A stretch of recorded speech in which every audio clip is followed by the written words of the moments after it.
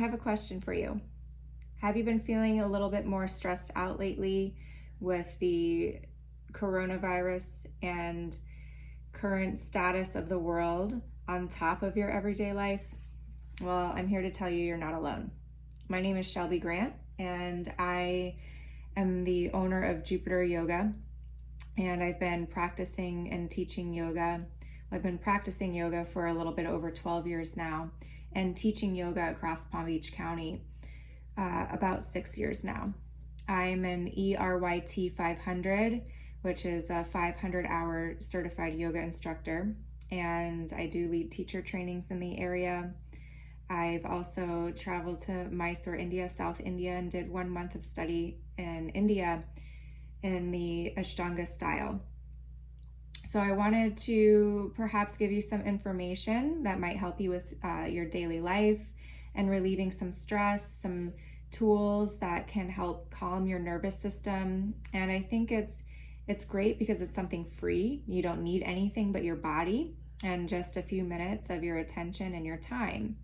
So one of the books that I've come across through my studies, my self-study and my practice of yoga, is this book here. It's called One Simple Thing, and it's written by Eddie Stern. And in this book, he takes a look at how the practice of yoga can assist in calming our nervous system and the scientific approach that to explain how yoga can have a great effect on our nervous system, in particular the vagus nerve. One piece in this book in particular is something that we'll talk about, and this is the practice of Trishthana, which loosely translates as the 3 prongs of the practice, or 3 pieces or ingredients or elements of the yoga practice. And this is on page 64, which is chapter 4 of this book, One Simple Thing. And it's the chapter titled The Seat of Awareness. And he states, within the practice of postures, there are 3 areas that we must pay attention to: the body, the breath, and the mind. To put it very simply, postures steady the body, breathing steadies the nervous system, and gazing steadies the mind. In Sanskrit, which is the ancient Indian language that most yogic studies are translated in, this is called Trishthana. Tri means 3, Sthana means place, so 3 places. And the 3 places, I've also heard them described as the breath, bandha, and drishti. And breathing is very important. We use a specific style of breathing in the practice of yoga, which incorporates sound and sensation that runs along the central channel or our airway, so that we're incorporating sense, multiple senses in that practice of breathing or in that style of breathing. Bandha, or posture, which is the body part, can be looked at perhaps as your posture, right? Just sitting up nice and tall. You know, if you ever had that parent that was always poking you in the back, I know I did, to sit up tall, which is a great thing. Or it can just be the pose that you're practicing, right? Or even more on a subtle level, that connection to our core that assists in a more upright posture, or it gives us more integrity to our posture, that connection to core. So these 3 areas, breath, bandha, and drishti, are important, right? And it's something that it's free. It's always there with us. It's always something that we can bring our attention to, but we don't often do that. So this practice helps us become more mindful, more present in the present, not looking to the future, not worrying about the future, not worrying about the past, but it allows us to become in tune with the here and now. So the first aspect that I'll go over a little bit with you is the breath. And if you would like to join me in a short breathing exercise, we'll practice 12 breaths together. You can find a nice comfortable seat, Sit up nice and tall. Your hands can be palms up or palms down. And you can find your gaze. So now we're incorporating all three elements. You see how quickly that unfolds. You can find a nice soft gaze, focusing on one point.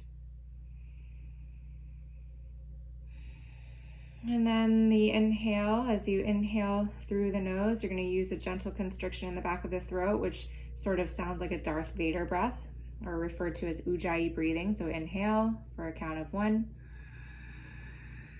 2, 3, 4, and exhale for 1, 2, 3, 4.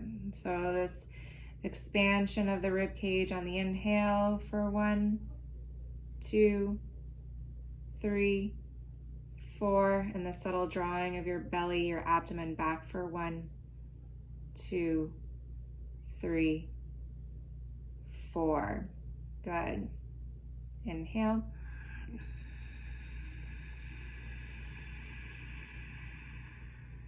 And exhale.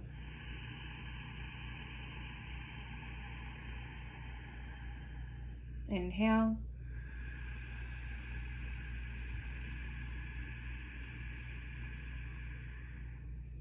Exhale.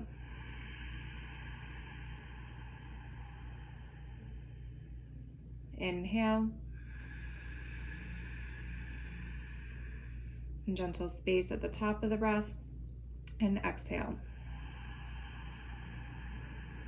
And then gentle space at the bottom. And this space as the airway stays open. Again, inhale.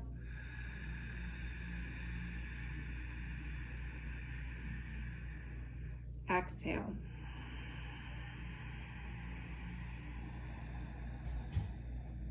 Inhale.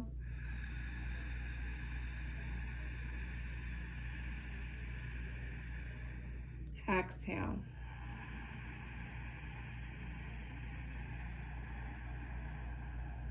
Inhale.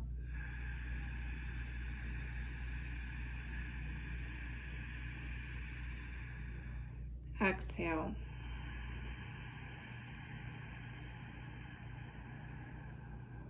Inhale.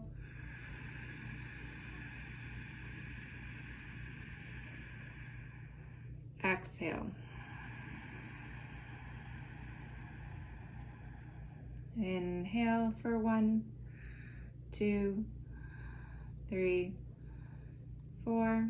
Exhale, 1, 2, 3, 4. Last 2 breaths.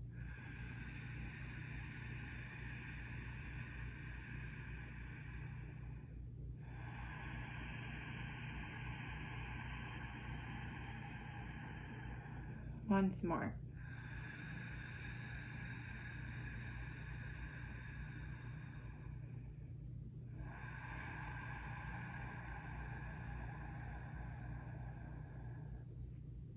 Good. And so just take a moment here, notice perhaps how your energy has shifted. Hopefully you feel a little bit more calm and relaxed.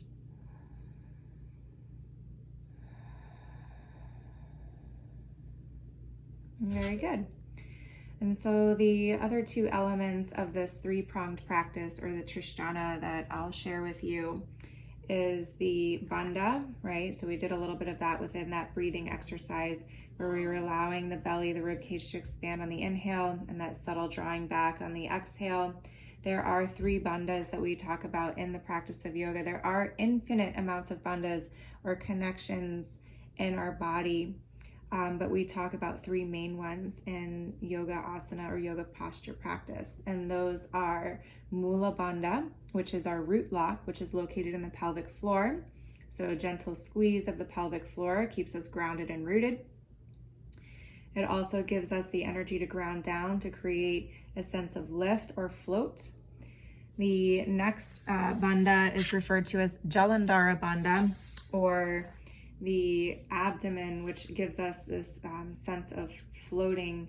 It's located in the solar plexus area, the middle of the abdomen, in particular the space between the bottom set of ribs, the lowest set of ribs, and your navel. And then the third bandha is used mostly in the retention of breath. Some yoga postures also use this bandha, and it's called Jalandhara bandha, which is a throat lock. So that can be done just simply by dropping your chin down towards your chest, right? Or it is that seal of the throat when you're retaining or holding your breath. So root lock is squeeze of the pelvic floor. The next Uddiyana bandha is the drawing of the abdomen in, up, and back, so that hollowing of the belly. And Jalandhara bandha is the dropping of the chin down towards the chest. I may have, in the first bit of explanation, I cannot remember if I called the Uddiyana Jalandhara or not. Anyway, so Mula, root, Uddiyana, belly, Jalandhara, throat. So that is another element of the practice that helps keep the integrity of our posture. Now, the final element of the Trishtana is the drishti, or the eye gaze, which also has a great effect on the ability to keep ourselves calm and poised within challenge, physical challenge, mental challenge, emotional challenge.